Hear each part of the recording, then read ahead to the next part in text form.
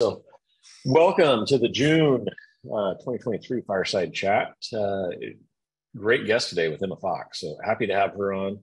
I have known Emma for, I don't know, 10 years now or something. I don't know. Seems like quite a while, going back to her TPA days. And then obviously stayed close over the years since our businesses align nicely with what they're setting out to do and with what we do. So happy to have her on here. Always bringing thoughtful and futuristic ideas, and I think that's what today's chat's going to be about. Is what does the evolution of RBP look like?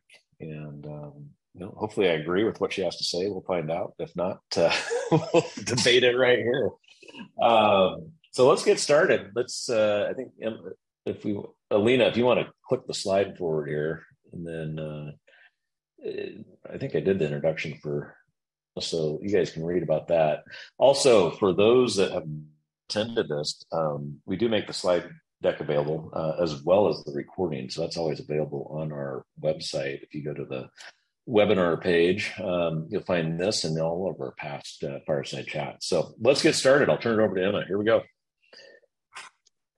All right. Well, for those of you that don't know me, my name is Emma Fox. I've been working in the RBP space for, it feels like forever, but it actually, I don't know, maybe the last 10 years or so. And I currently manage an agency, among other things. And all we do is what we call alternative BUCA plans. So anything that is outside of the carrier gives someone an alternative path into healthcare. And oftentimes that ends up being with some form of reference-based pricing.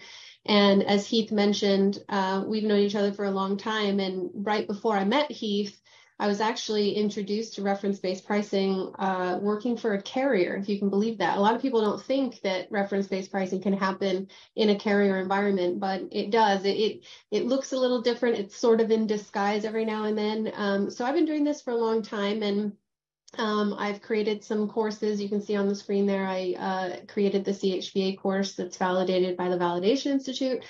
And I continue to try to evolve this alternative funding solution or alternative pricing solution so that it's just more palatable for employers so that we can move more and more folks over. So today we're going to talk about, and this is, I want to be clear, this is my theory on how we should be evolving RBP or how we can be evolving RBP going forward, and some of the things we're already doing that we're finding are effective. We can also talk through some stuff that hasn't worked too. Heath, I'm sure you and I have had our fair share of run-ins on things that haven't worked out for us over the years as well. So do you want to just move right into it? Let's do it. Let's do it. Alina, keep going. So obviously we're going to talk about the friction points. I think everybody knows by now what that is in reference-based pricing, but I'll touch on it really quickly. I'll tell you what my theory is to evolve to solve some of the friction points, some of which are already working and some that are in process that I hope will implement into the future with partners like 6 Degrees. I'm going to talk a little bit about how some of these strategies that I'm theorizing about today may have been causing some pricing disparities that we didn't know about before, and how data blending can help the evolution of reference-based pricing as well. So keep on going, Alina. All right. We all know this already. If you're even a little bit familiar with reference-based pricing, we get a couple of common pushbacks from employers and even some other consultants. And the two big ones, aside from, oh my gosh, that looks really different and I don't understand it, is balance bills, which happen in reference-based pricing plans, happens in regular plans too. Some people call them surprise bills. We call them balance bills. And occasionally we have a hospital or a provider, doctor who doesn't want to accept the plan. Usually it's not actually the doctor, it's the people at the front desk who don't have an automatic recognition of the ID card, don't understand what it is they're accepting, don't understand how to process or send in the claim. So those friction points have, I think Heath, you'll agree, have been like from the origins of RBP, right? I mean, they've existed from the very beginning. Yeah, a lot of that stuff is carried forward from past experiences. I think there's been a lot done to address those things, and you yourself has been involved in being creative on how you can work around that, what we can do different. I like to think organizations like 6 Degrees have been, hands-on in that approach, from the beginning of how we've done reference-based pricing. But not to say that you don't have, balance bills and other things like that today under these programs, but I think it's much less of an issue than it would have been, 6 years ago. Mm-hmm. Well, and I think one thing that 6 Degrees has historically done very well, and the reason I've worked with them so much over the years, is I think reference-based pricing got really a bad reputation if it's just sold as is. If you just sell a repricing strategy and you just say all claims are going to go through and they're going to be priced at X amount of Medicare and that's it. And there's no support for balance bills, there's no support for access issues, and you're kind of leaving the member out there on their own to figure it out. That's where a lot of bad experience with reference-based pricing occurred, I think. And to Heath's point, an organization like 6 Degrees, and there are certainly others in the market as well, do a really good job of advocating for the member, supporting the member, or figuring out those access issues either before a group even goes live or as it's happening. So that's an important way to sidestep those, but they still exist. So let's move on, Alina. Okay, so here is where I get into the theory. Now, I'll give you a little background. I had a bunch of conversations and sort of had an aha moment when I was in a few compliance meetings, which are my least favorite meetings, although the people who do compliance are saints in my world. It makes my head spin, but occasionally I partake in them. And we were talking about the hospital data, the data that's required, the pricing data that has been made almost impossible to find if you're a lay person. But a few very, very smart folks in our industry had figured out how to take those machine readable files and put them in a format that any regular consumer of healthcare could just look up a price. And shout out to 6 Degrees, who's been doing this through Medivie for quite some time, if you're not familiar. So I'll give you a little plug there. But what we were finding in these files, in this pricing, is that the cash price, almost always, for all of the data that we have, is the best financial outcome or the best financial option for a patient. However, the patient historically has not been able to know that. The other thing that we noticed in the data was that the allowed amounts carrier from carrier have big disparities in them. So, a Blue Cross rate for an MRI versus an Aetna rate for an MRI can be vastly different. And so then we got into the conversation with the compliance folks about whether or not this could be considered discriminatory, since the member not only doesn't have access to the price, but doesn't get to choose which price to pay. So for example, if they're on a plan where the contracted rate is really high, and there's somebody else on another plan where the contracted rate is a little low, the consumer doesn't have the option to shop around for price. So we got into some of those discussions as well. And then, of course, we can see in the files what the Medicare reimbursement is as well. And so there's these massive big deltas between cash, Medicare, and all the carriers' contracted rates, which are thousands upon thousands of lines of data. Can you go to the next slide, please, Alina? So I got to thinking, and I've actually talked to Heath about that, and anybody who wants to come forward and take on this challenge with me, make this theory a reality, you're welcome to give me a call. But I started thinking, okay, part of reference-based pricing, part of what is off-putting to some people is the word Medicare, right? It's scary because a lot of people think from the carrier world, okay, I used to be a carrier rep for a very long time. And if you're out of network with a carrier, usually they pay you at a Medicare rate if you're out of network, which has made providers, I think clinicians, very apprehensive to accept out-of-network patients because they think they're going to get paid this really low rate compared to what they believe they should be paid. And so Medicare has kind of, especially in the clinician community and now in the insurance community, has this bad connotation attached to it. So that can scare people off when we talk about RVP. And so I'm thinking, okay, now we have more data. Before we didn't. I think, Heath, you and I talked about this before. For a period of time, the CMS data was really the only reliable source of data that we've had that included cost and even some quality metrics. That now we have this hospital pricing data. We don't have it for everybody, but we have it for quite a few. And so What if there's a way we could take a health plan, and instead of saying that the reimbursement on a claim was a percent of Medicare, we say that the reimbursement of a claim is whatever is the lowest amount of a blend of all of that data. So all of the contracted rates from the carriers, the Medicare rate, and the cash price. And then we build a plan document that says that is how the plan will reimburse. Next slide, Alina. And so this is what it would look like. And essentially the plan document, I ran this through a couple of compliance folks, and it is possible, although I haven't built it yet, that we would reimburse. It's still an RBP plan. It's still a reference-based pricing reimbursement arrangement, but it's what is the lowest accepted price for this procedure code at this particular hospital. Now we can find procedure codes, we can find hospital information, MPIs, so we can figure those two pieces of data out, and then all we need to do is figure out what is the lowest accepted price from this data set by blending all of this data together, and that is what the plan will reimburse. Next slide. And the theory is that this could provide better defensibility when we get to the balance bill issue, right? So a hospital sends a balance bill, they say, no, we billed this, we don't have any contract with you. Would it be easier? And this is truly a question if anyone wants to engage in the chat, or if Heath wants to chime in here. Could we better defend our reimbursement if we were using their own data and saying, listen, we don't have a contract with you, but we can see that this is what you accept from your cash patients, or this is what you accept from this carrier contract. So this is the road I'm going down. I'll pause a little bit, Heath, and see if you want to challenge me on this. But this I think has got some merit. Yeah, and for the audience, please use the Q&A button. You can engage here with that. We can address your questions. Emma has challenged you with some thought-provoking ideas here. When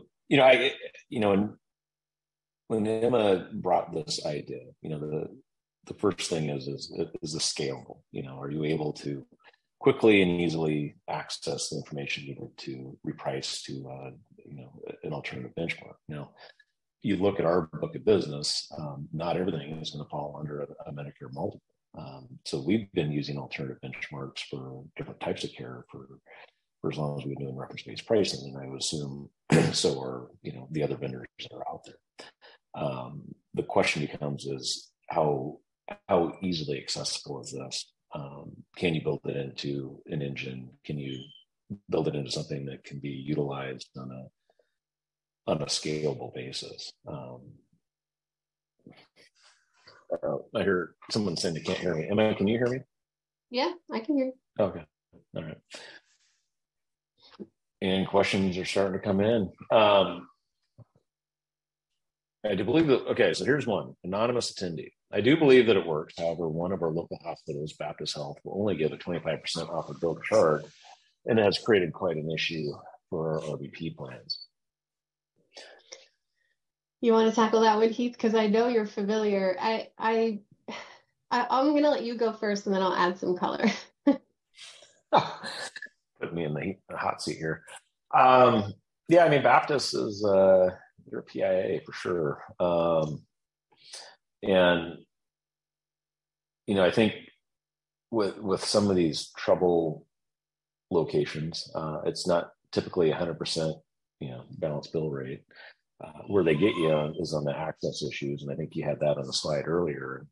That has become I think the toughest part about reference base isn't necessarily dealing with a balanced bill anymore. It's making sure that your members get access. And companies like 6 Degrees have done a lot of contracting to alleviate that. But oftentimes you're giving up something, and that can come in the form of savings to accomplish that.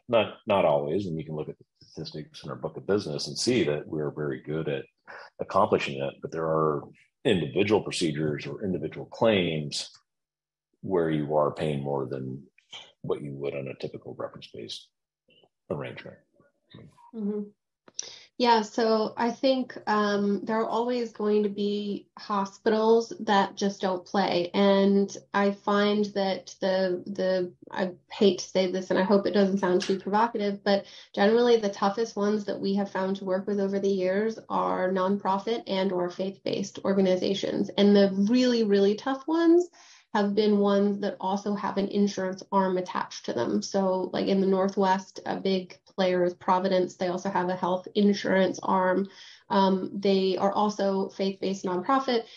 They've been very, very difficult. But actually, I appreciate that a question about Baptist was answered because it's hospitals like Baptist and Aurora in the mid area of the country and UPMCs of the world that really got me thinking about how can we evolve reference-based pricing so that these hospitals have to come to the table with something more reasonable. And I think that's one of the things that the pricing transparency rules have given us is, and somebody else mentioned this, Dave Lovelace mentioned defensibility hedges on transparency. And I think up until now, we've been using Medicare as one of our only sources of data, though it's a couple years outdated, generally speaking.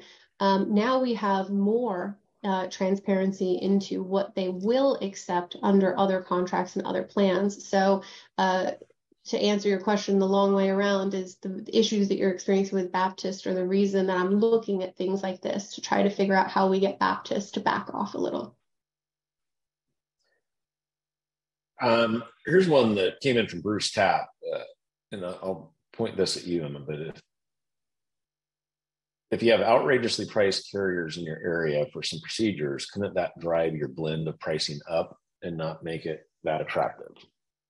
Yeah, it actually could. That's a really good point. So it absolutely could. And there's also another issue, aside from the fact that some of the carriers and the hospitals in some locations are always going to have outrageous pricing, especially when here's something that another pattern that we found is when it's a more rural area and there's one big hospital where there's not a lot of competition, we see, of course, those hospital prices being driven up versus some smaller regional players that are available when there's more saturation in the market. So yeah, that can be a problem. One of the things that also plays into sort of a similar line there is that not all hospitals have released their pricing data thus far. And of course, they're not really seeing any accountability for it. And so with this theory, we're going to have issues like the one that we're talking about right now, but also what if there's no hospital data available for that particular hospital right now? They haven't released it. They don't plan to release it. They're digging their heels in. So there's some talk going around in our teams right now about could we come up with some aggregate pricing using similar locale or similar hospital sizes and try to blend the data. Honestly, the answer is I don't think it's going to be perfect for a really, really, really long time. I think we're going to have to take multiple steps forward to keep evolving whatever this alternative solution turns into. You know, even when RVP first started out, it doesn't look like it looks now. You know, it has evolved over time. So I think that's one of the things, the hurdles that we'll have to account for as we keep moving forward, for sure. So there's a comment on here, and I think it could be a good transition to what you're going to be speaking to here shortly. But you know, I think your organization has done a really good job at addressing exactly this. But the statement is, if employees need to take stand on non-emergency needs and visits, choosing not to use providers who are greedy and won't play ball, once the money starts leaving the hospital, they will start listening. Now, I completely agree here. You know, I'll give you my own personal thoughts on this, and then I'll let Emma take it. But it makes complete sense from the outside. You know, when you're not emotionally tied to something, and some of us have the ability to see the transparency in the data to make those decisions. And MetaV, you know, our analytic tool, I think helps with that. But I'll play devil's advocate here. You know, let's say you're the mother of a very sick child, and they're referred to, you know, what is deemed as the end-all specialist for a very rare disease. You know, that becomes a major issue. Good luck convincing her that her child, needs to go look for care somewhere else. And that's where the emotional attachment to these things becomes difficult to navigate. So otherwise, I'm in complete agreement with the anonymous attendee here. So, Emma? I absolutely agree. I just had a very similar situation with our daughter. I'll tell the story very, very quickly. I'm not as long-winded as my husband, but our daughter back late last year was very unexpectedly diagnosed with a blood disorder, rare blood disorder. And of course, the answer was rush her to the emergency room, right? And when you're told that her platelets were at a 7, and if you don't know, they're set at 7,000, but normal range starts at 150,000. So she was in what they consider critical, and terms are being thrown around like risk of sudden death, for example, right? And we have our 13-year-old who is just beside herself or beside ourselves. Go to the ER. We go to the ER. Go to the hematologist. Go to the hematologist. And to make a long story short, we ended up following the doctor's instructions because, frankly, we were terrified that our daughter was going to, stub her toe and bleed out at any moment.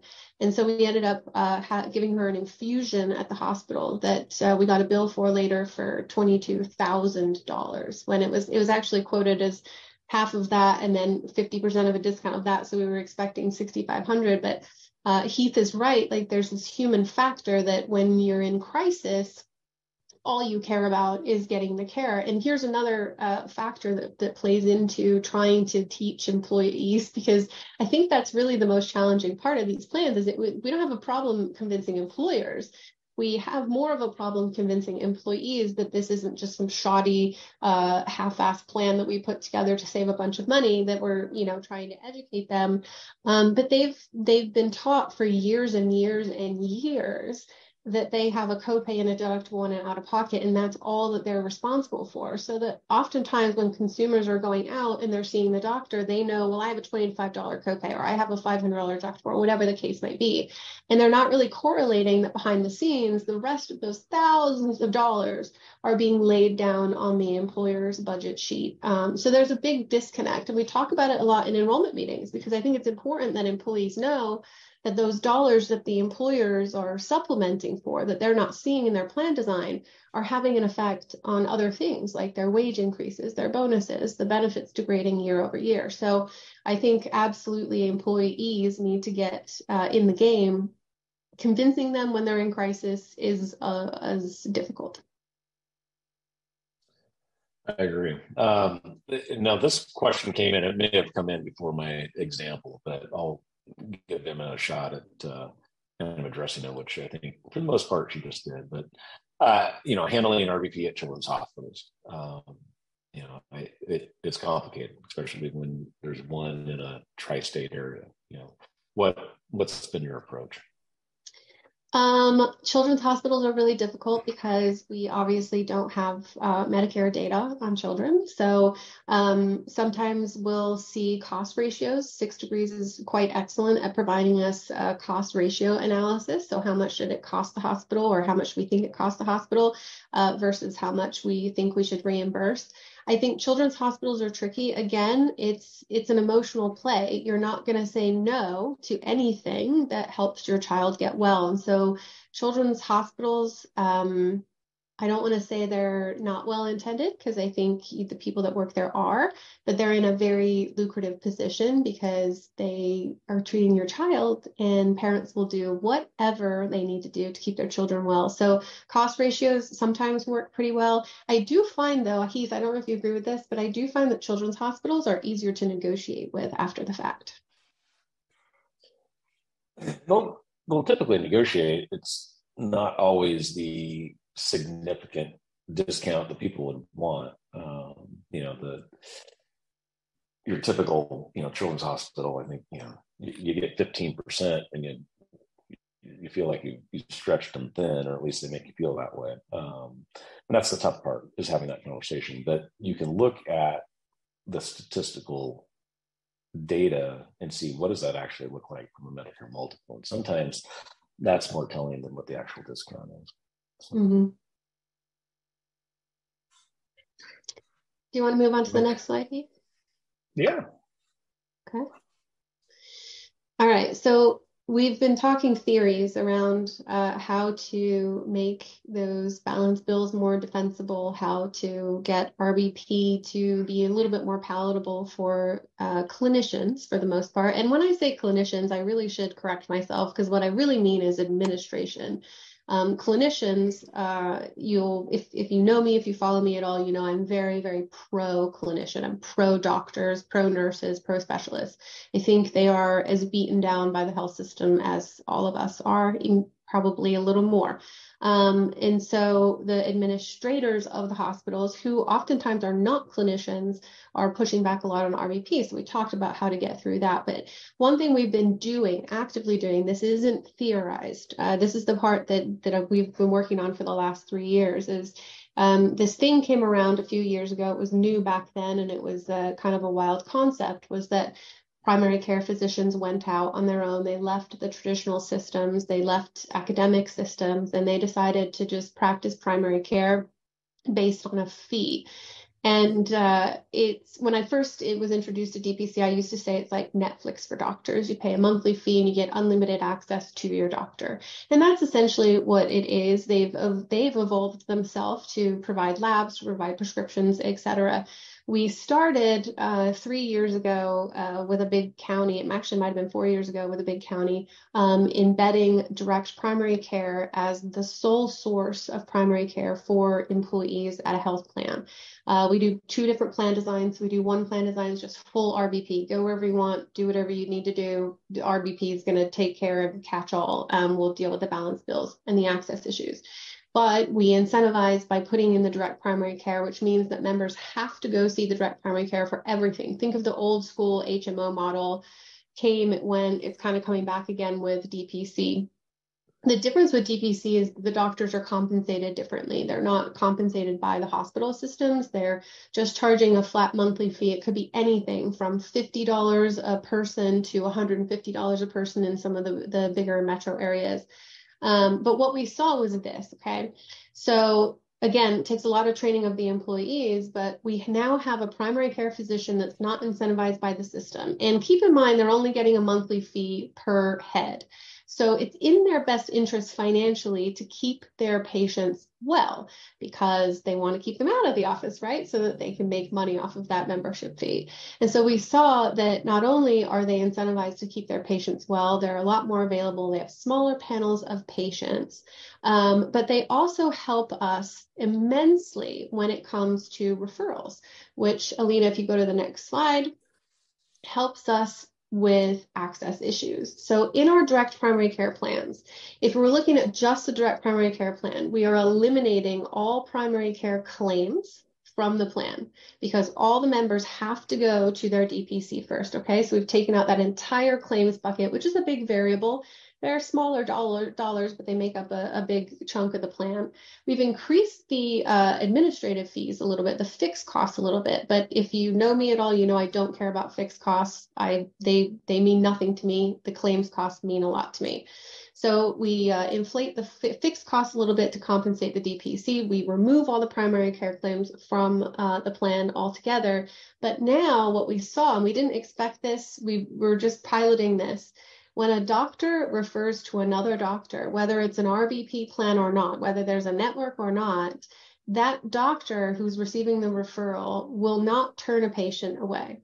And so by accident almost, and it's been a very happy accident, we've managed to solve the majority of access issues in reference-based pricing plans outside of, urgent care or self-referring, which is not allowed under our plans anyway, because doctors talking to doctors, they have this camaraderie, this sense of community between the two of them. And so statistically speaking, we see a lot less access issues. We also see a slight lower of instance of balance bills in these plans as well. So the direct primary care we know is completely working. We love that. We embed it in all of our plans going forward.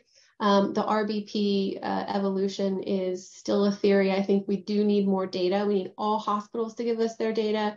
We need more transparency, and we definitely need more consultants on deck writing these plans as well. But there you have it. For this DPC piece, which I like, but talk through some of the stumbling blocks. What are some of the complications that would come from that? So I'm glad you asked that because none of this is perfect. Much like your average fully insured plan, it's not perfect. The challenge we see with direct primary care right now is that it's very, very effective. It inflates your fixed costs a little bit because you have to pay the DPC fee, but it will reduce your overall claims cost by about 18 to 20% when it's done well. The issue is it's really hard to scale. And all DPC practices are not made equal. So we run into direct primary care practices that are totally on board. They want to work with employers. We run into DPC practices that are very, very jaded from the system. And so they don't want to do anything but private, concierge medicine. But scaling this is really difficult. There are not enough doctors to provide direct primary care nationwide for all of the consumers that would need it. So let's go really big theory and say that we wanted to roll out national direct primary care under some government program as if there wouldn't be enough doctors for that level of demands. We couldn't supply that demand. So that's difficult. And again, they're not all on the same systems. They're not all on the same analytics system or their claim system or their medical records keeping. That can be difficult on the administration side. The other part is it's a little difficult to explain to employees. It sounds too good to be true. It is very good, but it is true. It still sounds like a very new concept for a lot of employers. And so people are hesitant to go into something that sounds so foreign. So it still has a lot of ground to cover, but it is coming up pretty quick. We're seeing a lot. We have Peak Med is in the market, right? They're probably the biggest DPC affiliate right now. They were bought by One Medical, or they are in partnership with One Medical, which who knows how that will go. But that's about the only way that you can scale it nationwide at this point. Okay, so let's think through this. So let's say you've got a national plan that you're working with.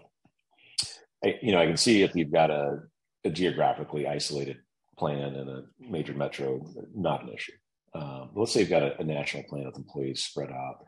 How do you handle that in terms of the DPC arrangement, and especially in some of the smaller, more rural areas? Yeah, so right now we are, I hate the term band-aiding, but we are. Right now we have one client that is truly national. They have locations in almost every state in the US.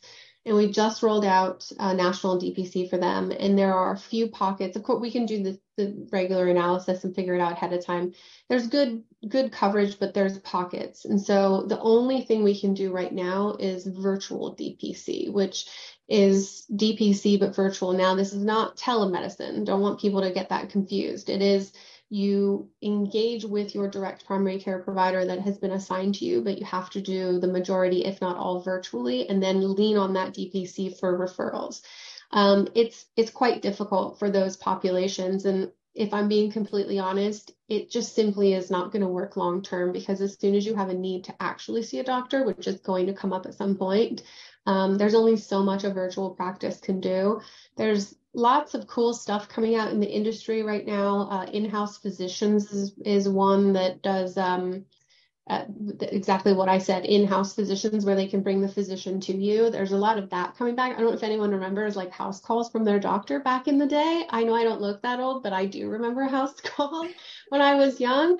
That's kind of coming back in. But yeah, I would say if you're dealing with a rural population that does not have access to a brick and mortar DPC, I personally don't think it's a good idea to go the virtual route. I mean, if you have to, maybe if it's part of a bigger, broader locale, but I wouldn't advise it. Do you see any, I think COVID opened up some of the acceptance to the DPC world. Did you see any of that coming off of COVID and the acceptance of it? I know it's not ideal, but it seems like it does offer the ability to fill some of those gaps. Yeah, and I think what COVID did for a lot of people was got them to accept a more virtual existence in general, and that included healthcare a lot of the time. So I do think it did something for the DPC movement for sure. I think a lot of doctors were also a little stagnant during COVID as well, even though it is primary care doctors specifically. We had a lot of urgent and emergent doctors who were burnt out and just working tirelessly.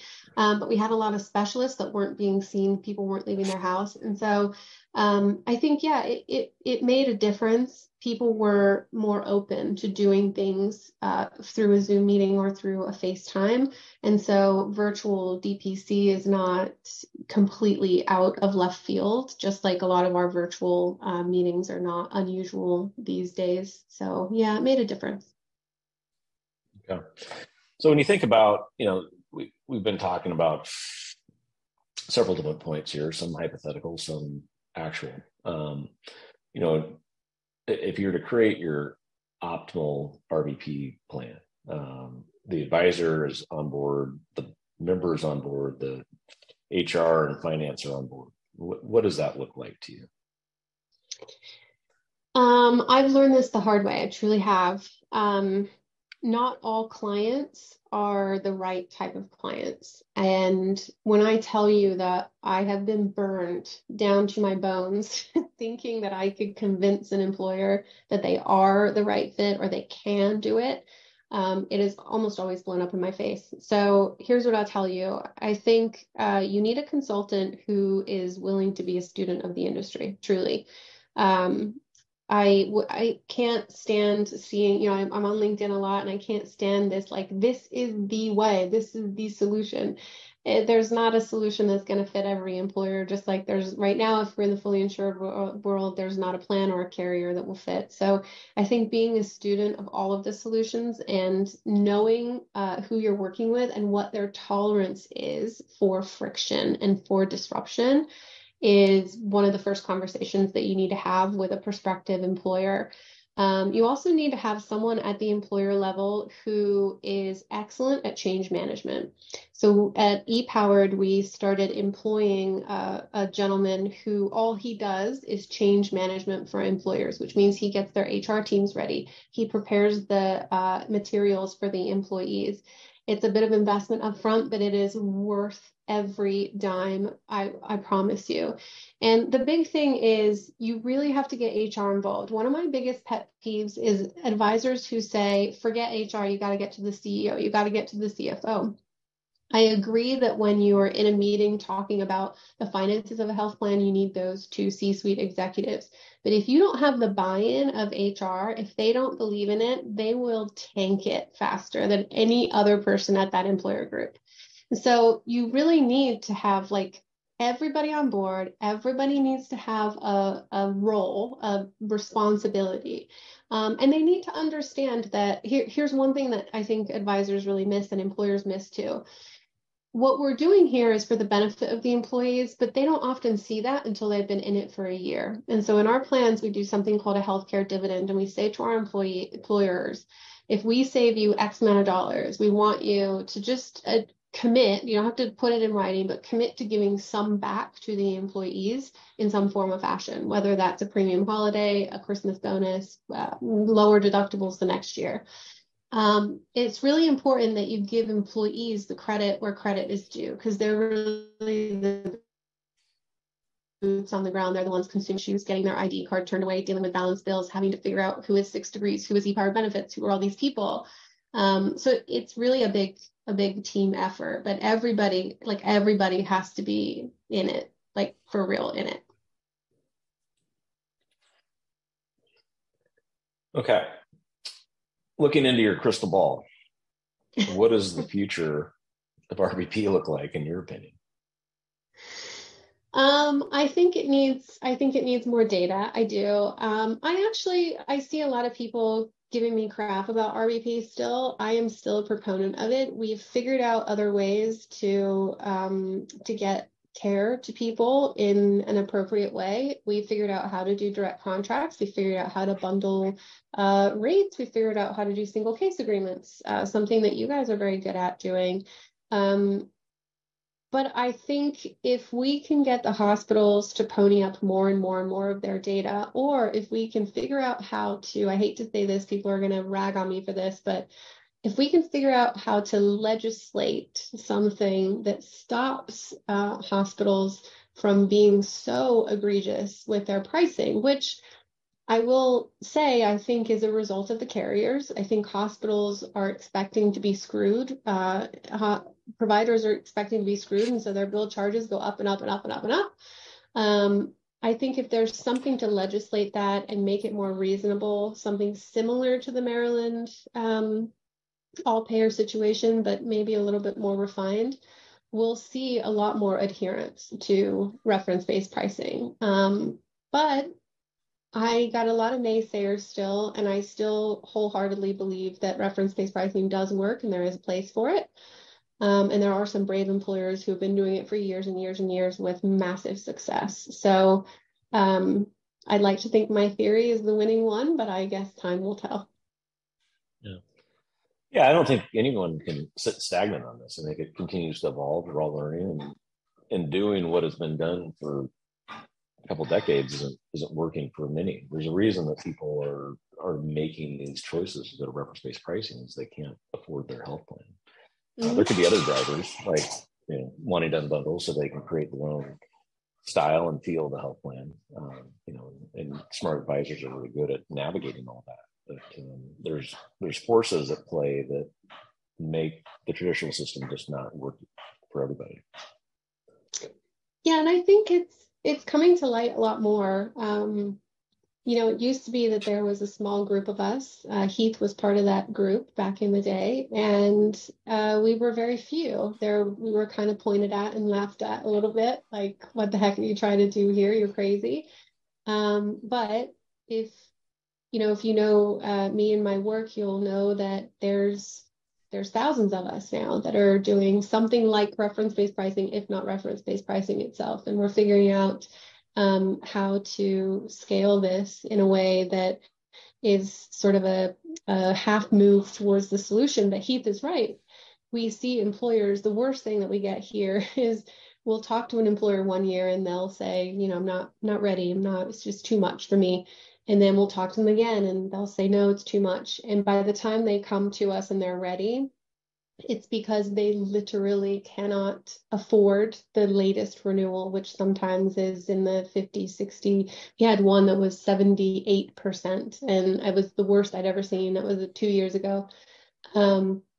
And the problem with that is it's hard to prepare an organization for this big of a change when their back's against the wall and they have no other option. But that's what employers are facing now, is that they simply can't afford to continue to provide traditional health insurance. And so I think our solution has to evolve so that we can continue providing an alternative for businesses that are struggling in the U.S.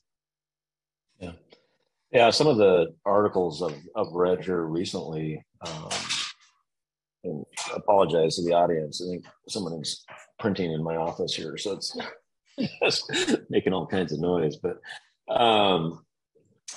they're expecting some pretty big increases on renewals this year. They've been buying back business the last two, and that cost can't continue to be absorbed. So it could be a year where you do see some of these employers really push to the limit in terms of their ability to afford their health plans. So.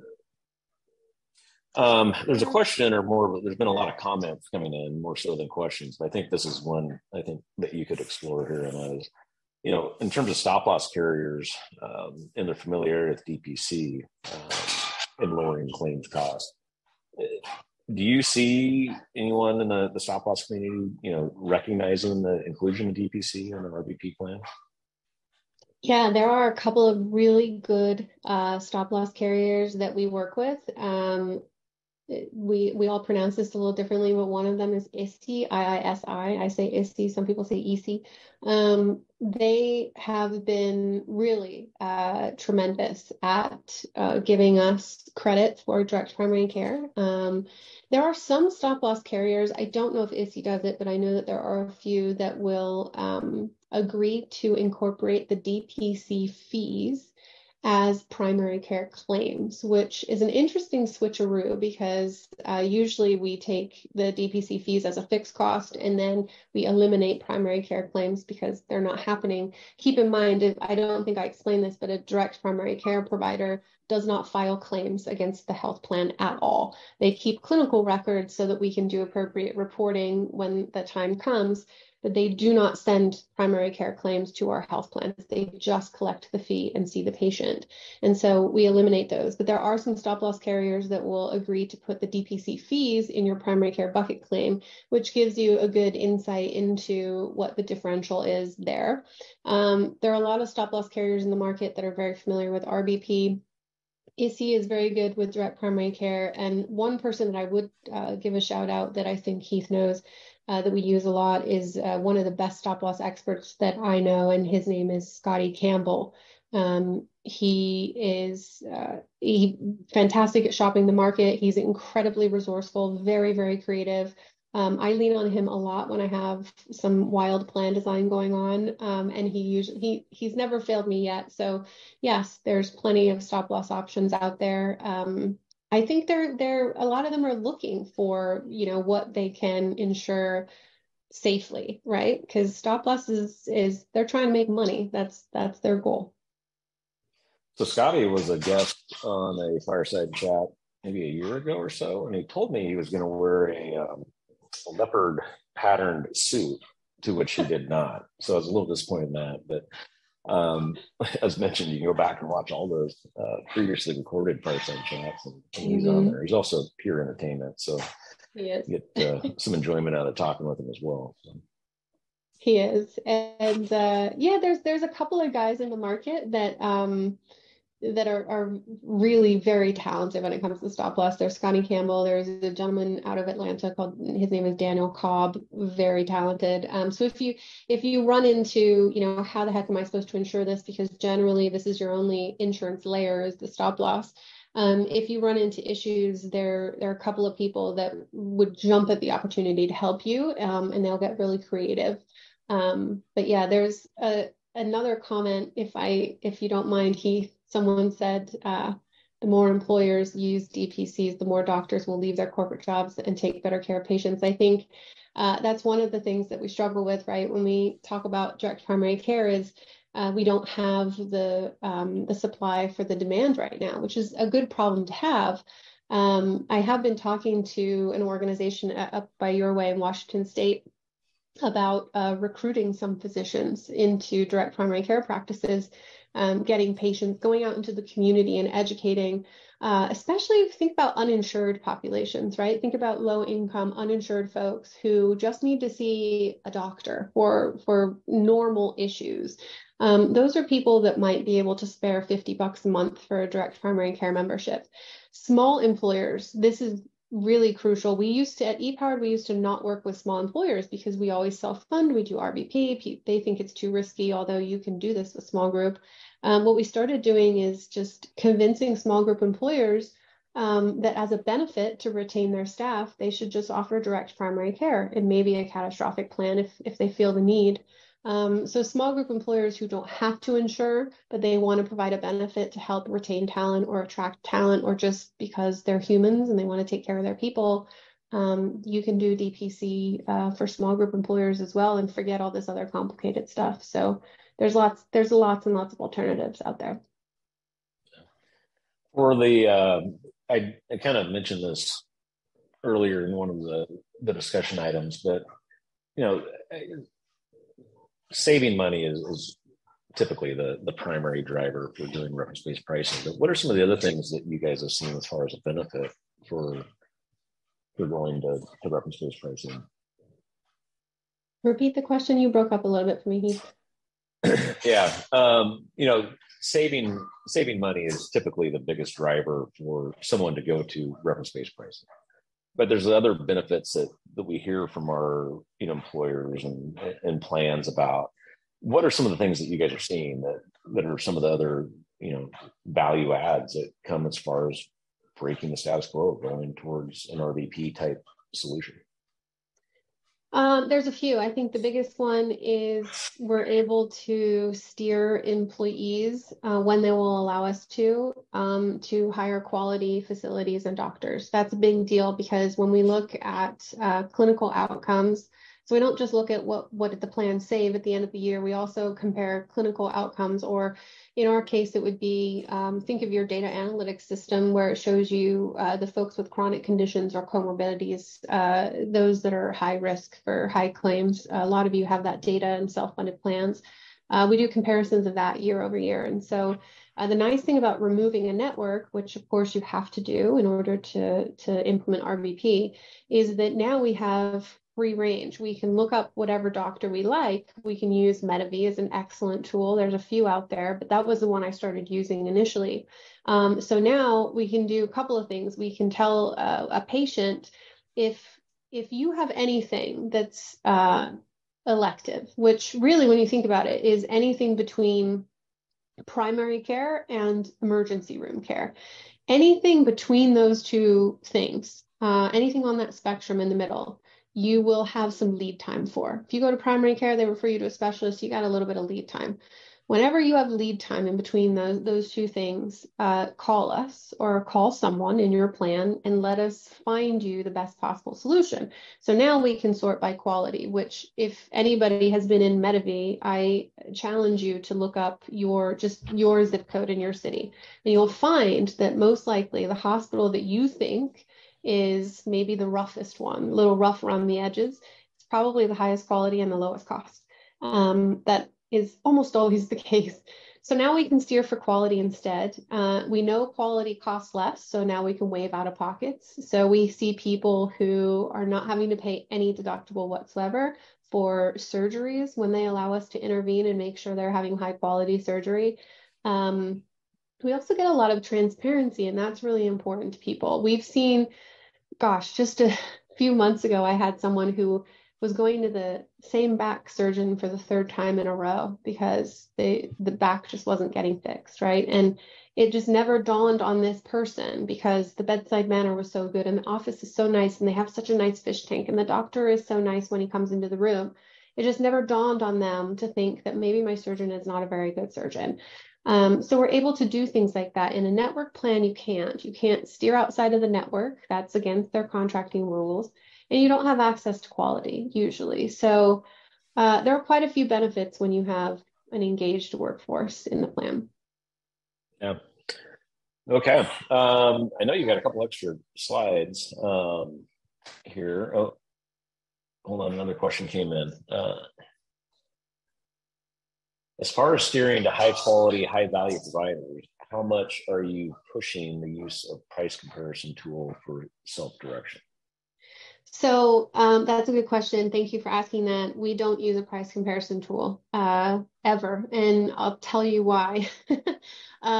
Because we always prioritize quality, even if in the very rare instance that the highest quality is more expensive, we will recommend the higher quality over if those two things are in competition with each other. So we often don't use price comparison tools unless we're looking at bundled arrangements. There's some fantastic resources out there for bundles. Like Coral has a wonderful platform. You can literally go shop for bundles. Those will have prices attached to them, so you can do some comparison. But we really focus on quality because we know statistically that quality is always lower cost. And so we know the majority of the time, if we're focused on quality referrals, then we're going to, on average, lower the cost. So I don't use cost comparison tools very much. I use quality tools a lot. One of the things that we've, as we look at the different technology platforms that we currently have and that we're in the process of looking to, deliver to the marketplace is, with MetaV, we can see, the underlying costs. We can see the billing practices and, to just turn that on to a consumer, we've been conditioned as U.S. citizens that the more something costs, the better it's supposed to be.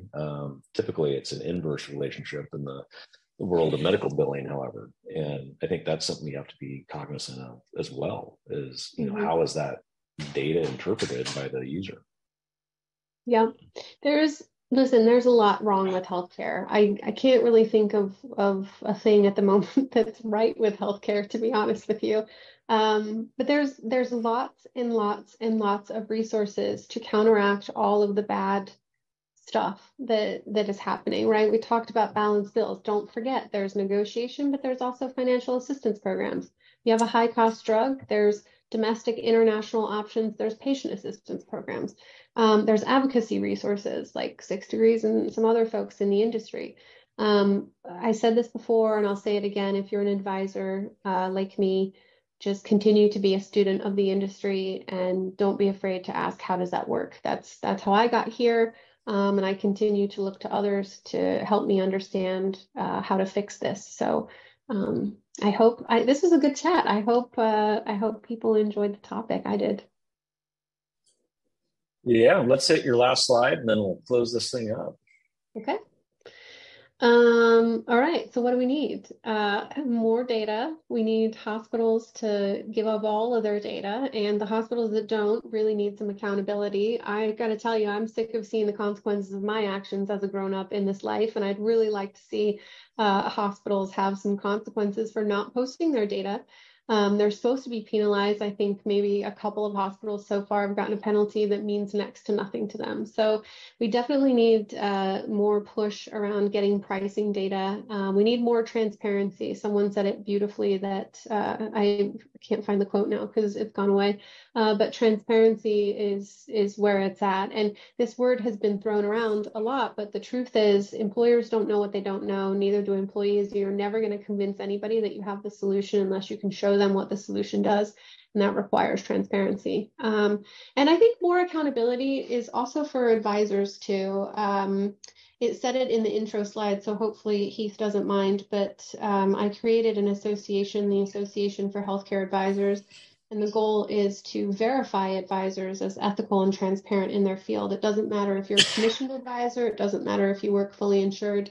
The point is that you're accountable, you're ethical, and you're transparent, and you can be trusted by your clients. And I think we need that throughout our entire industry, like as a standard, as an ethical principle of our field. And so I think it's coming. I think more people are demanding this. So I'm excited for what's to come.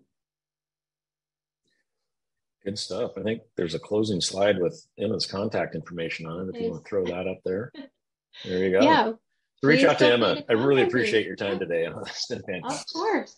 This was so fun. Thank you, everybody. And thank you, Heath. That was an excellent discussion. And going forward, we've got a July fireside chat. Let's hit this last slide with our remaining 30 seconds. We can go past that. There we go. So get registered for the July fireside chat. Scott Ray, the founder of 6 Degrees, will be joining us on that one, and I assume I'll be emceeing it, and as long as I'm not on vacation or something. But join us. We'll look forward to seeing you guys then. Get registered, and you can watch these recorded previous chats at that same location. So thanks, everybody. Emma, thank you so much for your time. Appreciate all one's engagement with the Q&A, and sorry about the loud printer noises in the background. So thanks, Pete. The joys of working from home. Yeah, take care, everybody.